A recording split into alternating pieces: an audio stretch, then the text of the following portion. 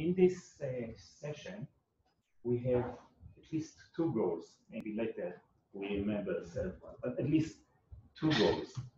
One goal would be to present to each other what has been accomplished so far, get possibly some feedback, and give the important opportunity for people who are most interested in a subject which they did not participate so far to jump on the carriage, so to say, okay, and join in from now on. Okay, so it's a very important stage. The second goal of this meeting is seemingly logistical, but it's more than logistic. It's also about essence. How do we want the products that are expected to stem from this workshop, how do we want them perhaps be put together, packaged together, enveloped by an introductory and perhaps even summary, I'm not sure, but at least introductory paper, and be published as anything goes. Either a collection of papers in a special section, or perhaps even a book of chapters, I'm not sure. These are the possibilities. Everything is open, and we would like to conduct a short open discussion about the alternatives. We would like to hear from you, your preferences. We can write down the alternatives, and perhaps even we may get to be voted, who knows. So I think a best way to start will be that each group and then perhaps each subgroup will give us a brief presentation of what was done. Okay? So I think, if I'm not mistaken, that the group where Ayelet is missing, did she nominate anyone in your group?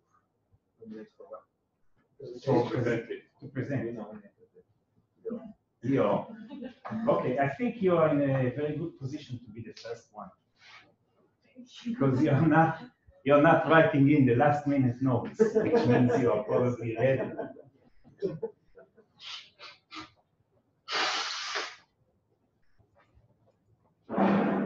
What is your presentation?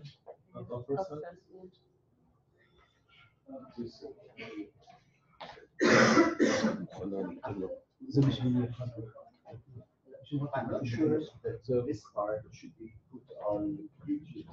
Yeah, not YouTube. It's for our own. Okay, no, because I found myself on YouTube yesterday. Yeah, you were not happy about being on YouTube. We can take. No, I don't think you should take it down. I'm just happy and unhappy. That's my problem. We record this. It's not going to be on YouTube.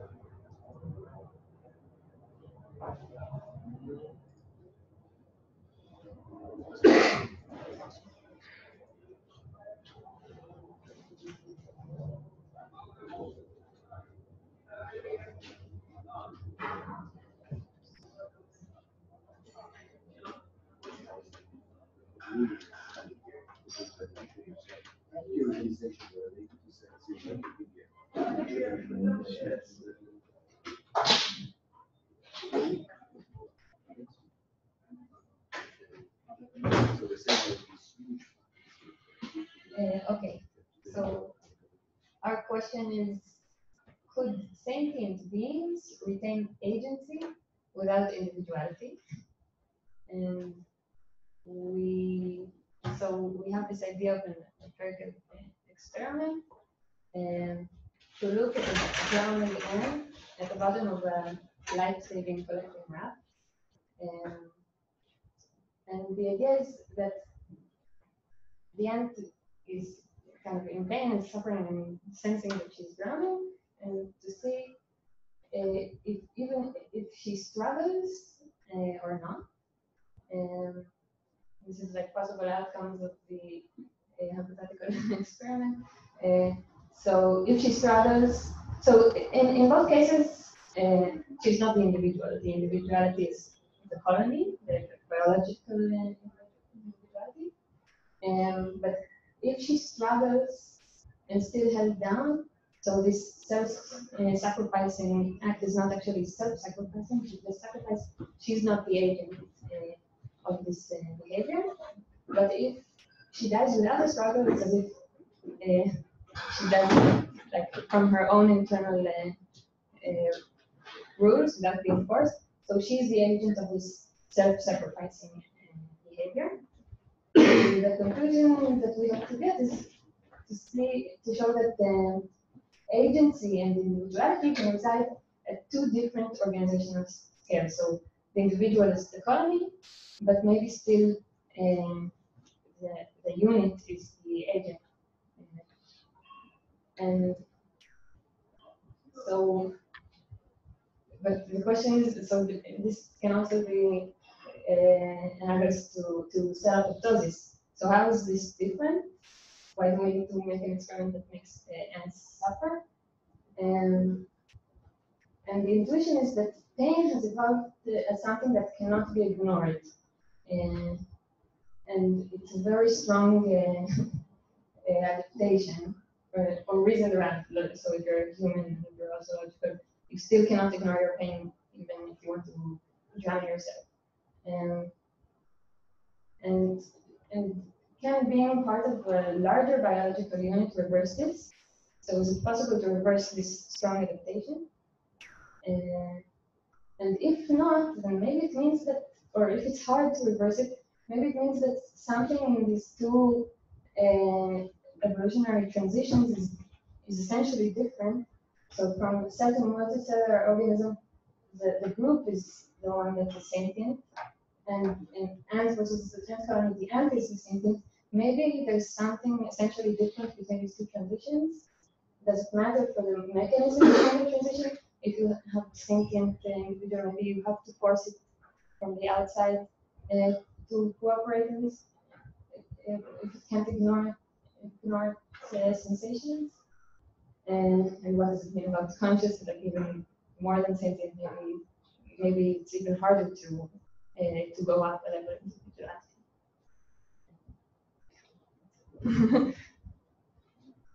Can you go back one, please? I'm not clear about the possible outcomes of the experiment. What do you think would happen? So we try to differentiate whether, let's say, all the ants still behave as if they were alone. When they are alone, they want to escape drowning. But maybe in the context of a group, they have evolved this trait of being able to sacrifice yourself for the group, or not. You still struggle, but the group somehow forces you to do it. Maybe this will stand on the difference between like a sentient individual.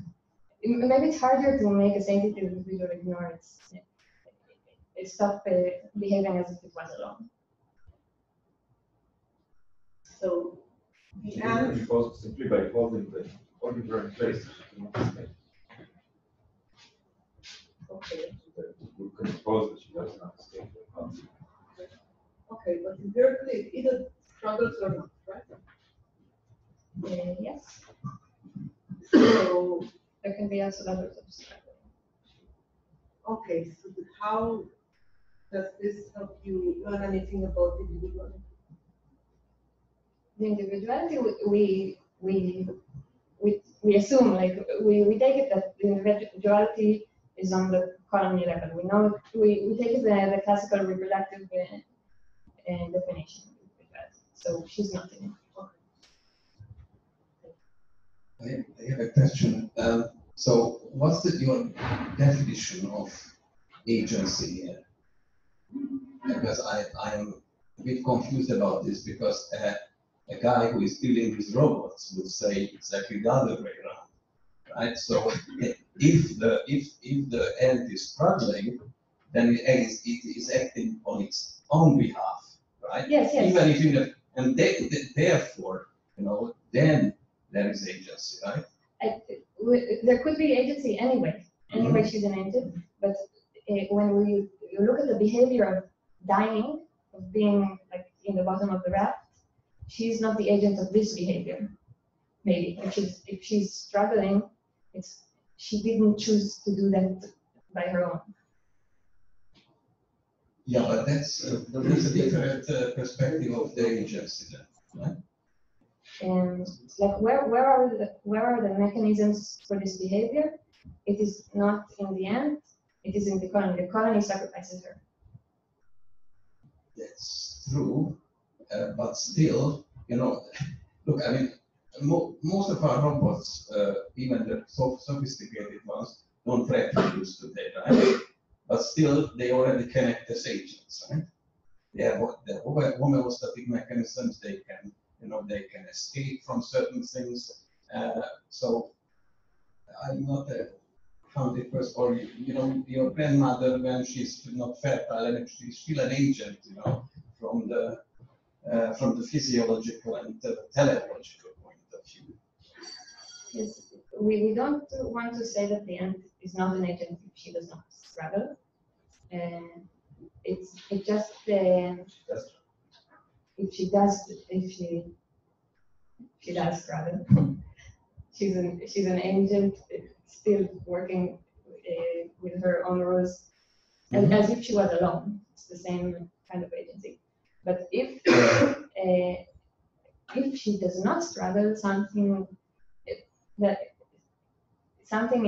in her rules change. Oh, that's true.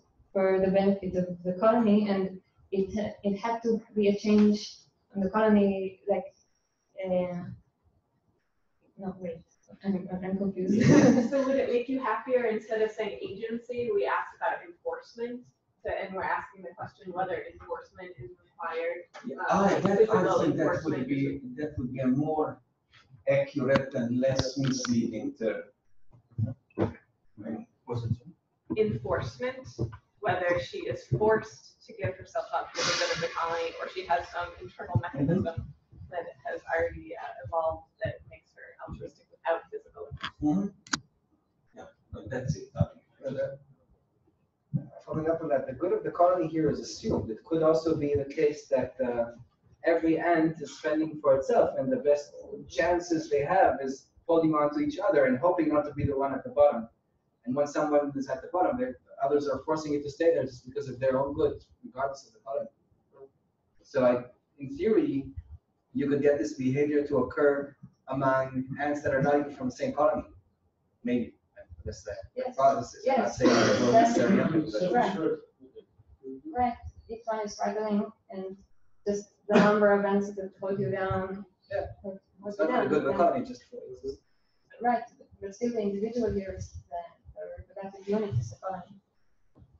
But still, yeah, but the agency- if the same result would be achieved when you put together ants from different colonies, different species even, they are the same. Then we'll just fight each other. It won't get you. When they're being flooded, I'm guessing they hold on to each other because When drown. Like No, we're doing, like yeah, humanity is doing now. So that's an interesting it's like experimental. I'm not sure that I mean, I've seen lizards and snakes holding on to each other when there's a flooding, right? And normally the snakes would eat the lizard, but in this case they were pretty much rafting together on a tiny little piece of wood, holding together, and if one fell off, the other would. So it's not clear to me that ants wouldn't seem outwardly to behave similarly in a situation where they're not related at all. So we can add that treatment group to our imaginary group. We have lots. It's really, I don't know about it, but it's really the selfish very model. They're good teachers, they're selfish, but they're very self-destructive. It was proposed to selfish her for her to escape earlier, and they act together as a kind of collective, although it's individual motivated. So we don't have the level of selection is individual level. Individual is still the act. Yeah. That's what the act does, right? The agility is like what robots. If you think about the collective growth, growth, not train them to make a mission. So each of them has an algorithm to be in the right position for itself. Maybe you need a central computer that will mediate conflict between them. So you need kind of a higher level to take over, because sometimes the conflict between them will prevent them from coordinating behavior. So I would also in the end, you might have some kind of algorithm. What is the best for me as a unit, integrated unit? which is true even if you have robots. You have to each robot is doing some algorithm what best is for you. This But to be the- sometimes you need this overall some algorithm that will be the other. So you have conflict between the other rules. I don't understand the point exactly. I have to Okay. interrupt. Yeah. Because you will be able to discuss it further over lunch, but we already consumed much of the time. Self-assured doesn't happen. I know that self-assured exists. I know Your that group at self-assured large. exists. Okay, so you wanted to say a few things about the You can either or I think we said start yesterday, basically, it's sharp, so now I think each of the teams can start. So I guess you're going to start because this is what you have open. I'm here. Thank you.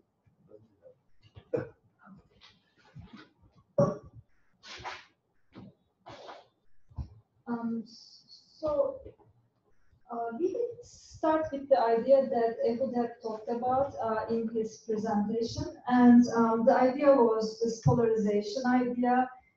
Basically, because it is stressful for people with different backgrounds or different beliefs, opinions, people who belong to different groups to interact, to reduce that uncertainty, people start to give strong signals of their beliefs or identity, and that basically provokes a counter-reaction from the other groups, such that over time we should be observing a polarization and breakdown into different groups. So that's one force, one social dynamic that should lead us to see more and more groups over time. At the same time, we also know that what Yohai presented in his presentation, over time, social complexity growing up, and there is larger and larger social organizations, which suggests to us there are some other dynamics which create larger scale organizations. And one of them probably is that larger organizations have higher collective power to dominate smaller organizations. So there is also a benefit to be part of a larger social organization. So we basically can function in smaller groups and have identities that connect us to these smaller groups. It could be a family, or it could be a church. It could also be a nation, and so on. So we are, as was mentioned, like we do not belong to a certain superorganism. We can be part of different organizations, social organizations. We can hold different social identities. And our question, the question we want to address is, how do we navigate these different social groups? And we want to also talk about how that allowed us to build larger and larger social scale organizations. So do you want to add something? No. Any questions, comments? So great. Thank you.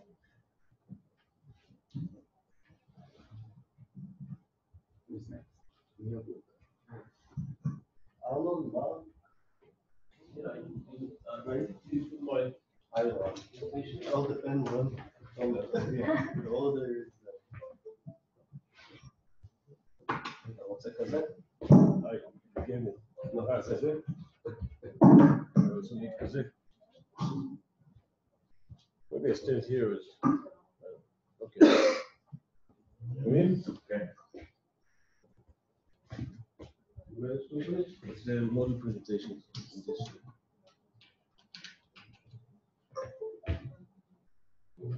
The slide there, yeah, slide two.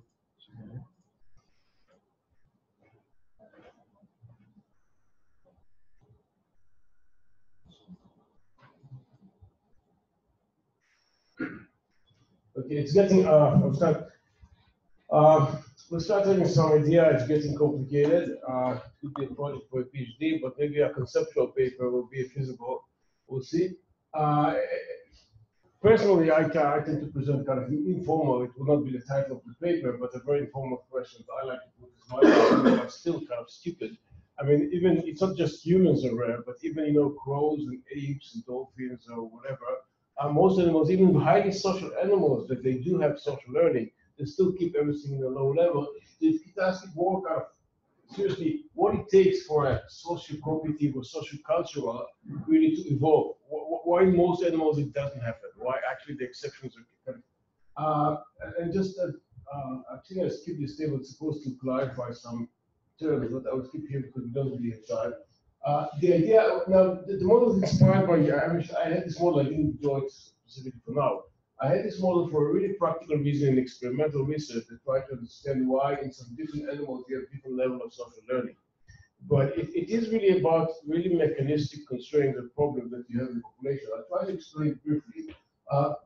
The dependence of our head at the y-axis is the proportion of individuals that learn the socially demonstrated tasks. So imagine that you have an innovation, you have some task that you can show how to solve it in a special way. It could be an innovation, it could be a solution of a problem. So the idea is that what determines how many individuals eventually will be able to learn it. Okay, and if they all learn it, it will be innovation or the solved problem, then we'll have, they all conform to the same solution. But for this, you need it's affected by two main factors that I try to propose and see if they're more complicated. One is the relative ease to learn it socially versus individually, or to learn alternative tasks individually. So you can say, well, I can look for food individually, I can follow other people, other individuals demonstrating how to solve. The other axis is what we call food depletion, or the depletion of the resource, because the idea is that even if you learn socially and do what a demonstrator show you, if you learn to find an apple, and but there is only one apple in the habitat, so learning from him will not be very useful because the food, the resource is quickly depleted. So the idea that if the innovation open a way for an undepletable or relatively undepletable resources, like you evolve fishing, and then you go to the sea and there are many fish for everyone, then okay, of course, this new innovation will help. In real animal behavior, it's an important factor because many times they do compete over resources, and actually you might expect kind of a negative frequency dependent selection to actually to cause them to prefer the rare situation, so to go against conformity. Now, about this axis, a few words more, it's more about cognitive ability relative to the task. So some tasks are very easy to learn by trial and error, so you don't need social learning so much. Some tasks, unless someone shows you the perfect solution, it will be very difficult, but also it depends on your cognitive ability, because many animals, if you show them complicated solution, for some reason they cannot learn by themselves, they still don't have the cognitive ability to observe and to see how to do it. Basically, you can think about it, this axis also said, determine the probability of if you want trying or exploring the socially demonstrated task relatively to the individual options, because animals are likely maybe to try to learn socially, but then if you don't manage to learn, then they go with the individual learning solution or with all the innovations. So actually, the issue is that for each population, in order to get conformity and to develop a highly social society, they have to be in this area of the figure. Then everybody eventually will conform and learn the new innovation. But if many society actually stuck in this zone, okay, because anything new that you show them, either the resource is depleted, or it's very difficult to learn socially, and it's better actually to get the resource by individual learning, unless you get here, then you're unlikely to go in this direction. Now, the whole idea of this is all about what it is represent. It's just one snapshot in time for the population. This is happening right now, okay? The issue that each this dynamic really affects the long-term dynamic. You can say this happened within one generation, actually within even one snapshot or one season or one. Okay, the blue surface, the idea is that this is a population can be, the idea is that, okay, this kind of a theoretical idea that the proportion of individuals, the level of conformity should be high in this area, okay, and it goes down here. Like if you have both. Do you mean optimality for some optimality reasons? Sorry? You mean for some optimality reasons? That's the optimality. This is for practical reasons, okay? It's really, it's very, if you think about the dynamic. Practical reasons to try to get the most food. No. What's the blue paragraph? This is not. The blue surface is saying what would be the proportion of individuals that learn to socially demonstrate tasks as a function of where the population is standing here. Sorry? Why is it dependent on these two factors? The dependence, because if you cannot learn socially, if it's really difficult to learn socially, okay, so most individuals will not learn socially. If it's difficult to learn socially, so meaning the population is here, it's easier to learn individually. So actually very few individuals learn socially. Okay, most individuals learn individually. And if, for example, it's easy to learn socially, okay, but there is strong depletion of the food, so they try to learn socially, but then they don't find food anymore. Okay, so they will say, okay, it's better for you to learn individually. So practically, if this is a flock of birds or you have a group of animals, even if it's easy for them to learn socially, but then the resources are depleted, then actually you'll not get conformity because actually search individually and finding food will be more beneficial. So you need a combination. First, you need to find the food, to try to learn socially, you have to be able to do it. Even if you learn socially, you have to enjoy from the resource. So make sure it's not really depleted. So actually to get a situation that it will, that everybody, to get a situation that the whole population learns socially and converts to new innovation, it means that they will be able to learn. It's quite intuitive in a way. You can say they have to be able to learn it socially. And when they learn it, they have to enjoy it. Enjoy it means that there will be enough food for everyone. Otherwise, they cannot enjoy the innovation. So if I innovate something which is really competitive, the resource is very competitive, then only maybe some will learn it, but there will be such selection of some other to learn to do. Now, the idea that all these dynamics that happen within society in a very kind of, it's kind of within generation game. It's a dynamic of learning and searching for alternative food source. You want eventually to say, okay, how it will affect the generation to generation dynamic, and this is where we said actually I have to say that come out with Mark Feldman, I forgot, and this is where actually we discussed with Mark how we can take it, for over generation dynamic, and we'll not go. I mean, just start to think about it. So there is kind of, you could say that the conformity of T plus one generation is a function of all these parameters that happen within the generation. The previous generation, and also all this within generation dynamic that happened within the same generation. So it's created a very complex dynamic, and the idea is whether we can think about how to formalize this generation to generation dynamic that it is affected by all this within generation game. Basically, that's the main idea, just to try to incorporate, and the idea is that to see why this transition can get stuck. And the idea is in many cases, many animals, for the various reasons, maybe in this area rather than here, there are many things that have to happen that you will be again and again in this area. And actually, in order to develop better cognition that makes social learning of complex innovation better, you need to be here again and again and again. So the evolution of more highly cognitive abilities can benefit, because you need that every time that there is a tendency to develop better cognition for social learning, it will be effective. It will help you really to learn new innovations, because otherwise you don't need it. So it would suggest maybe a scenario, one for practical reason. You need many things to happen together in order to really to evolve a highly, kind of strong social learning, conformity, and cultural transmission at a higher level. Because low level we find in many animals, but this is the more advanced level that we find that are really, really rare. Did you see paper in Science like less than a year ago? Flies, those socially mating practice? Yes, there are many. Yeah. So basically, like people like France do out and many others. Yeah, the tendency, I know it. Yeah. Books saying that social learning like everywhere. Sorry. So what is rare is community culture. Not social learning. I agree, but for cumulative culture, you need again and again to learn socially, and you need to accumulate it. And I think that a lot of this social learning that you see in animals, like mate preference, and these types of learning, they're relatively simple form of social learning. It's a simple level copy, and the problem is what it takes to make it, to a high level and to allow this accumulating culture, because you need to have a culture. Okay, so you're talking here about cumulative culture, not social learning. No, social learning is very simple. I talk about, yeah, but it's also for accumulative culture, you need social learning at a much higher level. Just Because you have local announcement, you have kind of simple observational learning, but there is much more complex mutation. Right? For language, you need, language is also social learning, but language learning is much more demanding than simple mate copy or matrix copy or something like this. So this is basically, yeah, just in case we also have a paper entitled something about why social learning is widespread, but cumulative culture is rare. Okay, we should take a look. Yeah, we'll see if we don't leave that in the way. Yeah. We don't know. We just start. Okay, we move on. If you will just try to adjust it. I send it the email. So, yeah.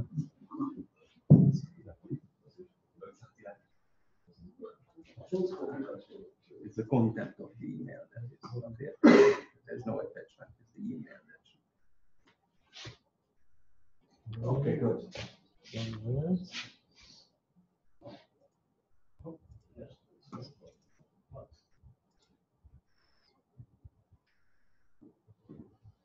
Okay, so Eva left at about 3 o'clock yesterday, and this is the plan what we have come up with, also in discussion with others. It will be a treatise on the co-evolution of information technologies and culture.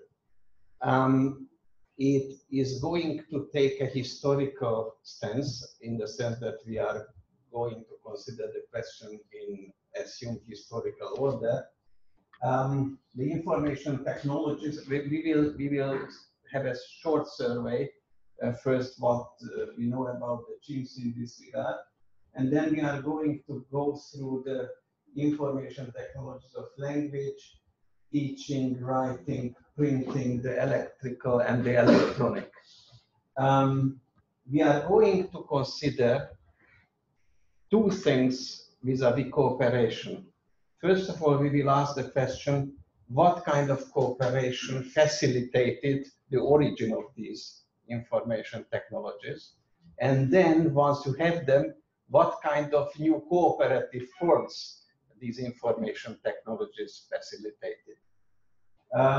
We shall also consider the question to what extent you have individuality in the cultural domain, in the domain of ideas or memes or whatever you call them.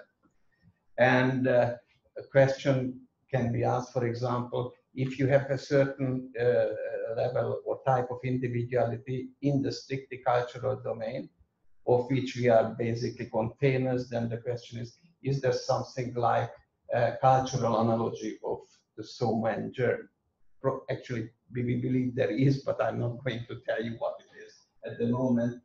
And then we will also consider the question, if you are going higher and higher up, where this traditional Darwinian type of individuality is much more and more less likely, right? Then we will consider the question, okay, what other selection mechanisms that are not strictly the Darwinian, but they have been proposed, for example, in the context of the Gaia problem, what these other selection mechanisms may have contributed to this topic, and also how it might relate to the future of this question. Okay, and that will be the end of the chapter or whatever. So this is what we would like to do.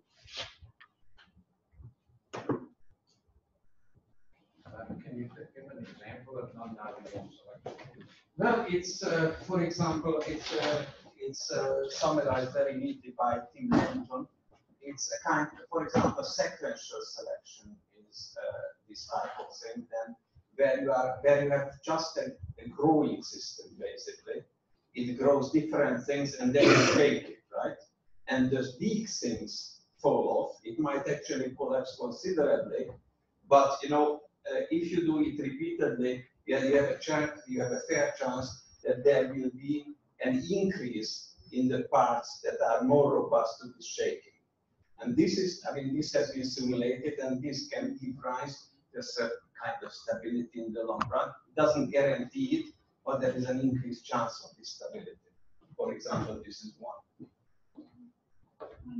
So I just was also thinking transportation technologies might matter after writing, because like, as you can move writing faster or printed books faster from one place to the other, that also absolutely. You are absolutely right. The question is where we would like to, you know, cut, you know, the cake, and how much we would like to cover in one chapter, right? Because ultimately you could consider this major transition thing in 3 domains at least, also for life. You know, you need a container, so you could consider, okay, the evolution of, what were the major evolutionary steps in boundaries? How do you define you? The second thing, the metabolism. Obviously, agriculture is in the social domain more strictly analogous to metabolism in the cell, right? For example. And the third one is, what is analogous to the genetic part. That is mostly concerned with what we have. But we cannot cover everything, although we probably will mention a few of these other connections, because it could also be that electrical, electronical, physical transportation all could belong to one category. I'm not sure about that, but I see what you want. But I don't know what else we are going to include, so as not to blow it up. Okay. Good. Anyone else in the room? Yeah, I think we have.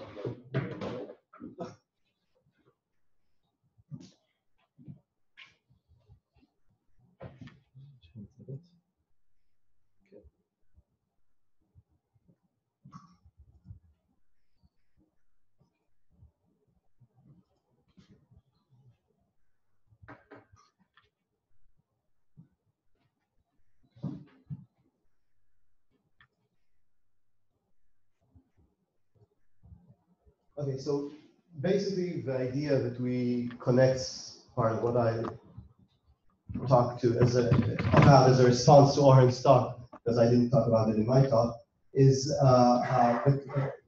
this idea in which that sometimes information, instead of being stored in our genomes or in our brains, is outsourced either to be stored in the environment or through interactions in the population.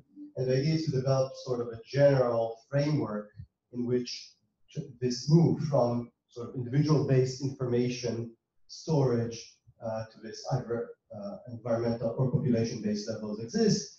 And once we have that, trying to say something general about the dynamics. So we have a few examples that we had in mind. One is these are frogs, right? Are the frogs? Okay, so they need to locate ponds in order to reproduce. Now, instead of being able to locate the ponds by themselves, they rely on hearing other frogs croak in order to find the ponds. However, when there is a population collapse, there are very few of them, that signal becomes problematic. They don't find another, and that may lead to extinction. So if you want to reintroduce them, this is something you have to keep in mind. So here, instead of having the ability, the genetic ability, say, to locate water resources, you rely on the population of other frogs, which means that you depend on the population dynamics of the frogs. A similar case is about migrating birds, which rely on the population migrating correctly, from which they learn. So again, if the population becomes too small, you have a problem. So there is a story about how they were introduced by having drones as showing or indicating the birds how the route to migrate, so they can relearn and reestablish this knowledge in the population.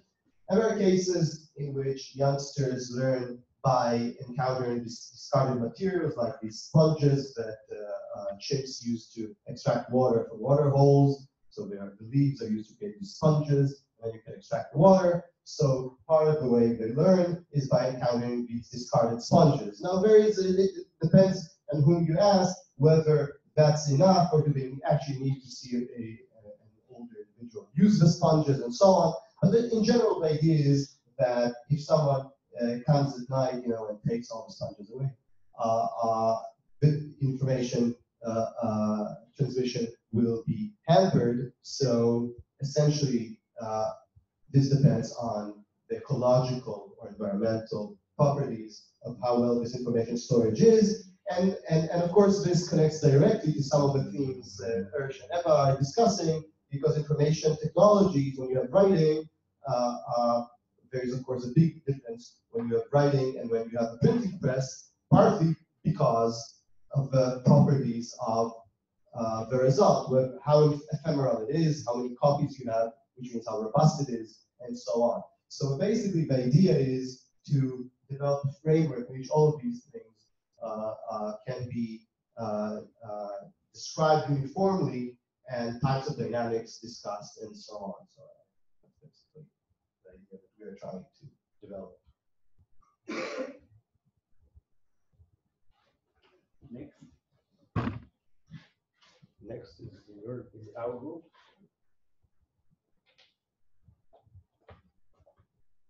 Okay, our topic, general topic, was the future. And can you imagine when we have no facts at all, how much we can argue? And indeed, we spend a lot of time arguing about various modes in which major or transitions can proceed. And until we realized that we need another workshop just in order to resolve that, and we did not have that one more workshop. We decided that we go separate ways and propose conflicting routes, and that's what we are going to do. And Paul, could you present the work by Yoav and yourself?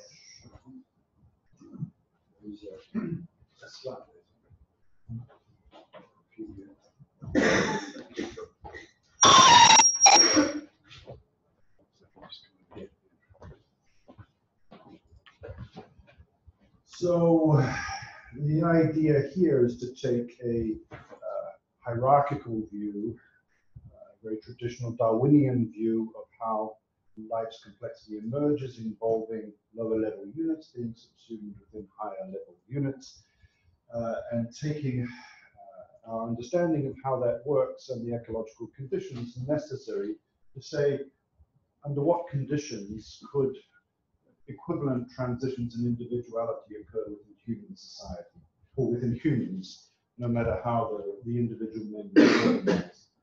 So we would take lessons from what's happened in the past, draw upon the idea of ecological scaffolding, again, that these Darwinian characters necessary to get collectives participating in the process of evolution by natural selection can be evident in certain kinds of environmental or ecological conditions, and then further recognition that these could be imposed by experimenters, by despots, by benevolent dictators, come what may. We would then move forward.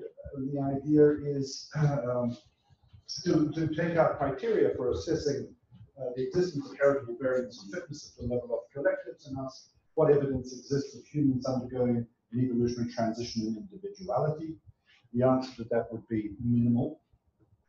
We could just move up a little bit.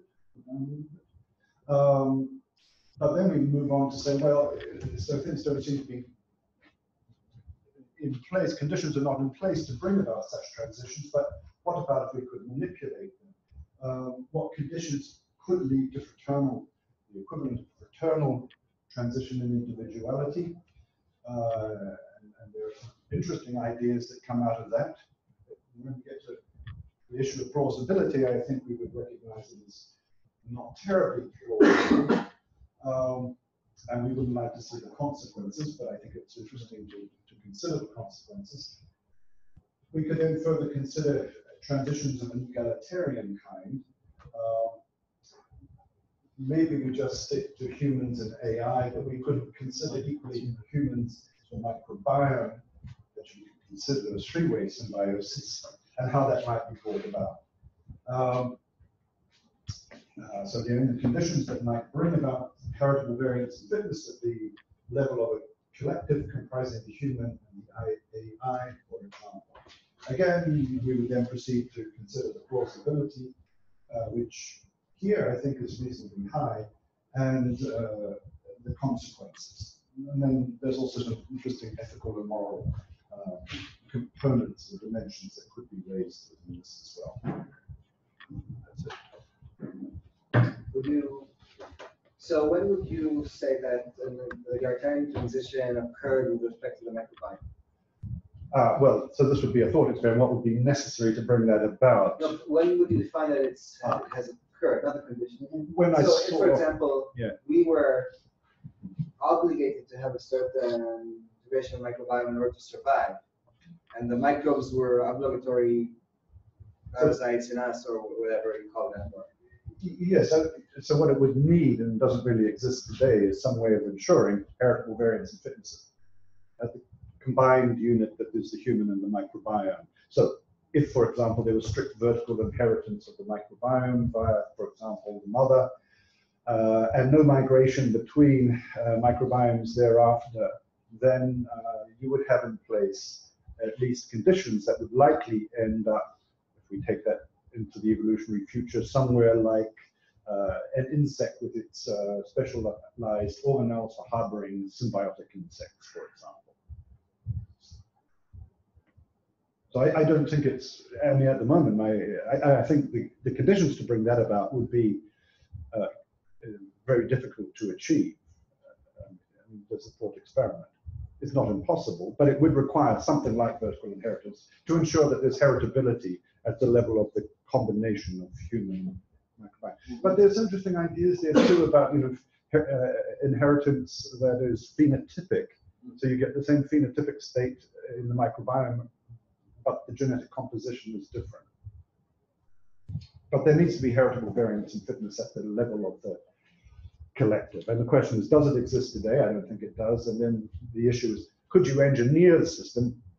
Forget why you might want to do that, but what would be required for selection to work potently on the collective? Could you accept a situation where the collective for one dimension of the partnership is broader than the other? So for example, a species of microbes that can exist only in a human gut, but is among humans. So at that level, we're a colony because we all have the same microbe. We're sharing. But then at the individual level, anything you could get. The requirement is heritable heritable variance and fitness. And so yes, in what ways? So actually, as I began to think about this, I realized there are, and you're raising more interesting dimensions to how you might expand from our narrow views of how you get heritable variance and fitness to ones that are perhaps not so far away from being realizable. But I think also kind of interesting to consider what the differences are and what that might mean. We are lagging far behind schedule, so we move on. So again, you want? My idea was the way we did the last one. Sure. Edwin? I'm going to read it because I couldn't. Sure, you could do it just, the first few sentences. Okay. Due to time constraints. Yes. Our abstract, the title is Searching for Evidence of a Possible Fast Transition of Humanity into a New Entity of a Higher Level of Biocultural Complexity. Well, the title is going to be changed because we are only analyzing here one single factor. It is reproductive specialization. Transitions to higher levels of biological complexity are well described in literature. In a new level, the community of elements becomes so cohesive and interdependent that it could be considered a unit of a higher level. Recent efforts to characterize transitions include the determination of parameters that can eventually be quantified. 4 of these parameters are size of the system, inseparability of individual elements, sexual specialization, and non-sexual specialization. Technological advancements in the last thousands of years, and particularly along the last 2 centuries, have allowed human communities to exponentially increase in size, but also have made us more interdependent. Here we intend to use demographic data from literature regarding cultural and biological components of declining fertility rates around the world. We hypothesize that this drop in fertility rates, especially in cultures that experienced earlier the demographic transition, could be an indication that human groups may be experiencing a transition into organisms of a higher level, that is, into superorganisms. Additionally, we will explore the other side, the other part. And we will make a review of the literature regarding the fertility rates structured by number of children, by ethnic group and country, the testosterone levels in different countries, the sperm counts per country and time, Other non-reproductive conditions, for example, proportion of homosexuality and number of LGBT groups, gender ideology, literature regarding a drop in sexual interest in the US and Japan and maybe other places. And possibly the number of adoptions in gay couples, and the number of consultations for fertility. And that's what we will explore, how fertility rates, the biological component is declining. We are not suggesting that this is a must into a superorganism, but at least there's some evidence.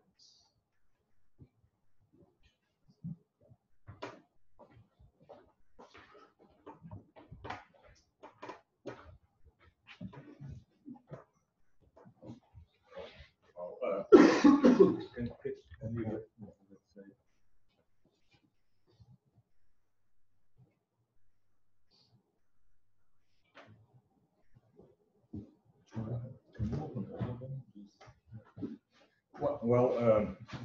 I don't really have kind of much to add to it, just some pointers. But as you can see, most of the effort of our group was to look at major evolutionary transitions from the point of view of individuality.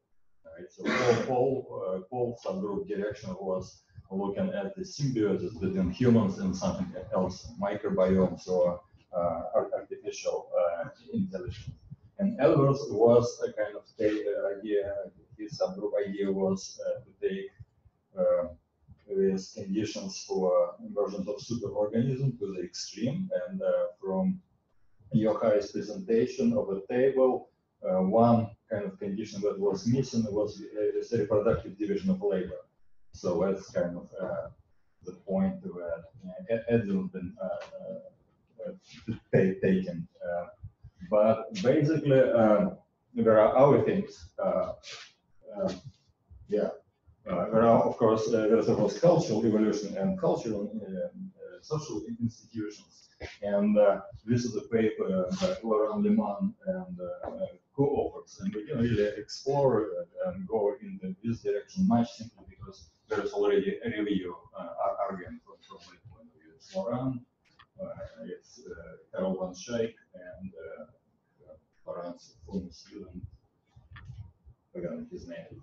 And then basically at one point, we've been arguing a lot about different approaches, and at one point we realized that it would be good actually to look into the literature and see what other people have been saying on that. And we did a quick search, and so if you just show us the titles, there is actually a bunch of papers that came out from artificial life community, from for example, this one, and Josh, I think, mentioned that paper in his presentation. So, and that's about humans here. Show us a few more.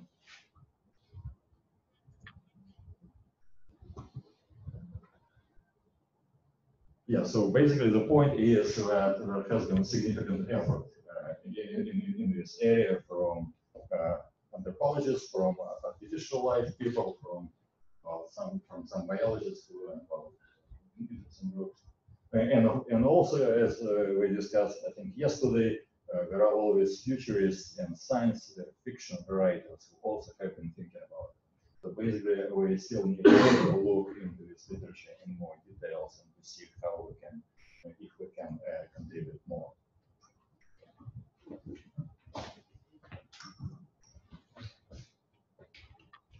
Wow. It seems like a lot of potential products coming out of this workshop. And as I mentioned before, if you heard anything that's really interesting for you, you just need to approach one of the proponents directly or through me or Ehud or Ayelet, and we can expand those themes. That's at least the way I view it. Now, supposedly, To this list, I should add my own paper, not the one that we are in the process of publishing, but the other one that's not yet written, but I presented it as the second part in my talk. So it's a list of 9 papers plus one introductory paper that may come out of this workshop. Not bad. And if people feel that they want it to be as a collection of some sort, then I would be glad to take proposals. Which platform should we send it?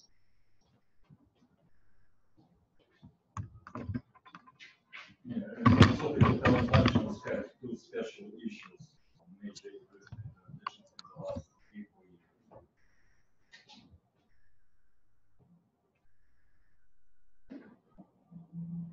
It's not necessarily the best news. Is anyone familiar with alternatives? In some of the respectable internet-based journals like the Close Group or the BMC Group, you can actually negotiate for thematic collections. And there the advantage is that they can be of any size almost, right? So because philosophical transactions, as far as I remember, insist on a minimum number of. There, you can negotiate this also BMC. Whatever we have, if it's interesting, we can make it as a higher level unit and it will be treated as such. It's highly visible. Yeah, the good thing about Josh's idea, they call it special collections. Basically, when you submit the paper, it shows if it's published online immediately, so you don't have to wait for our people in the group who usually, there will always somebody who's very late for access, but in this case, your paper shows up right away. Once it costs a lot of money, doesn't it? No? The cost of one paper multiplied by the number of papers, but I think we can pay for that. I mean, the different writing groups can pay for the number. Right. I think Frontiers have, yes, they have an invited editor and for special issues. Well, actually, they're predatory Frontiers, Which means, I mean, they've sort of climbed up to be respected and climbing on the backs of you and I, but it's true. The Packers government station. Just charge too much. Do they as well? they charge too much. Yeah, that is. Frontiers. Frontiers, which Frontiers in what? The whole The whole, organization. it's Markram basically. From behind it. Who is it? Markram. I don't know, yeah, they got credibility. It's the guy who does the Blue Brain project. Also very predatory. Okay. Biological theory might be appropriate for some of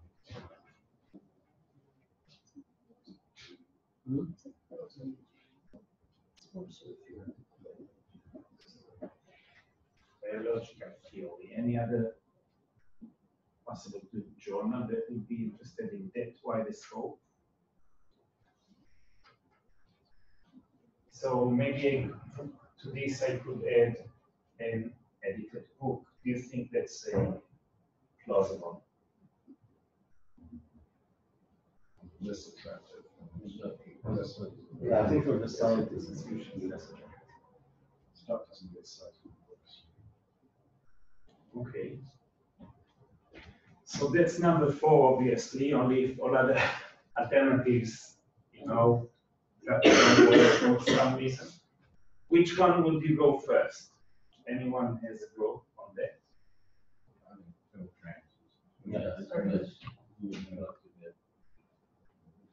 And? Second. Which class would you go for? Plus one.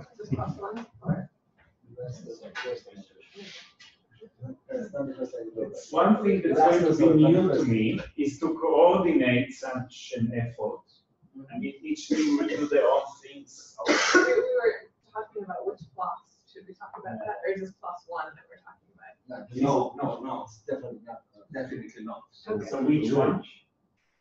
No, I would actually think that, because this is such a, I think it's a very good, exciting collection that actually, I think plus biology might actually take.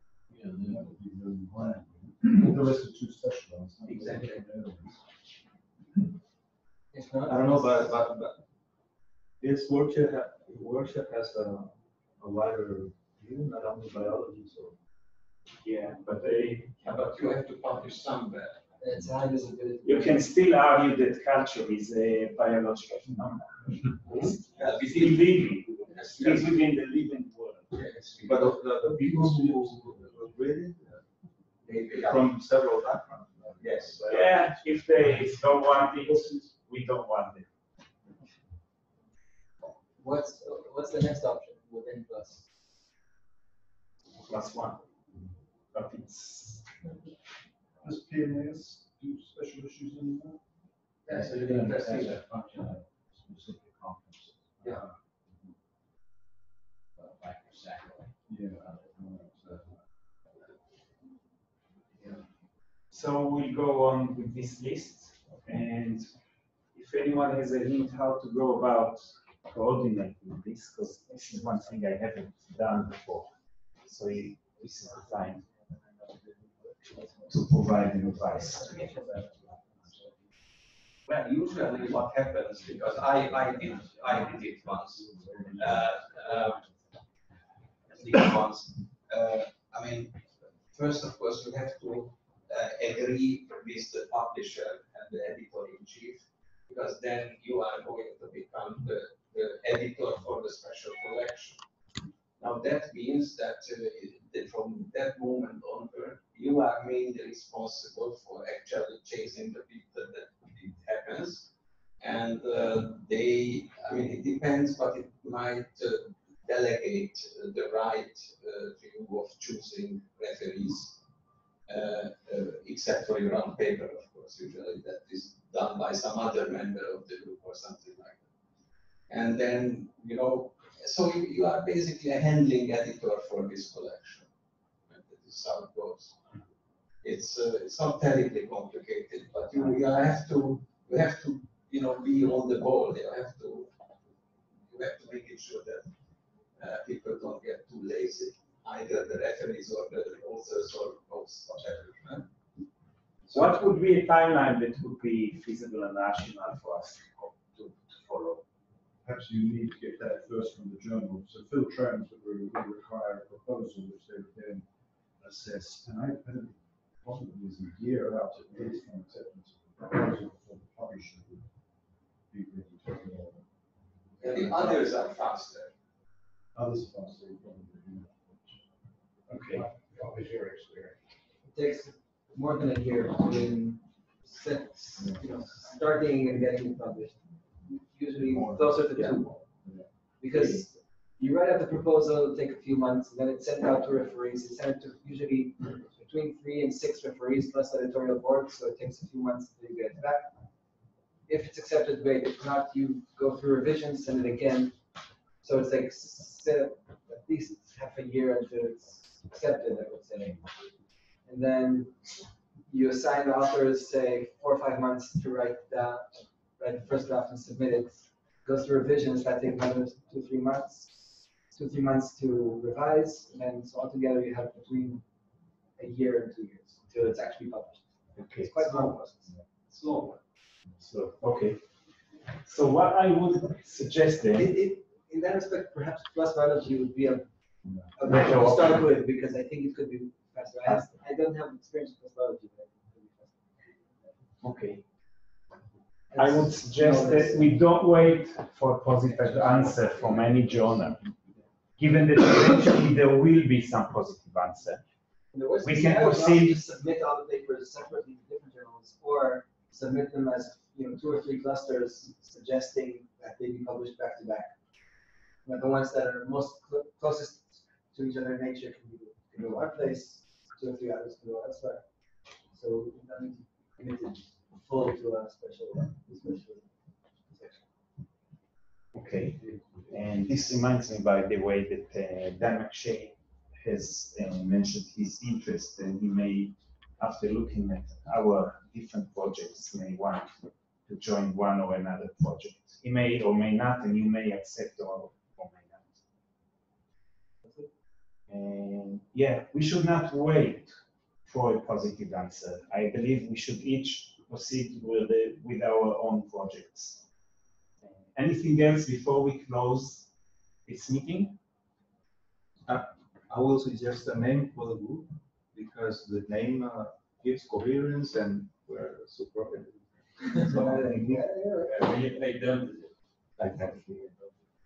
So you have a name? No, I don't have a name. Just I suggest that they have a name.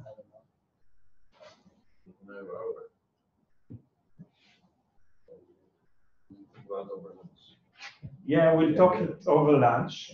Transition majors. Good one. The Lions of Thrive. And we'll see what goes on. So thank you very much.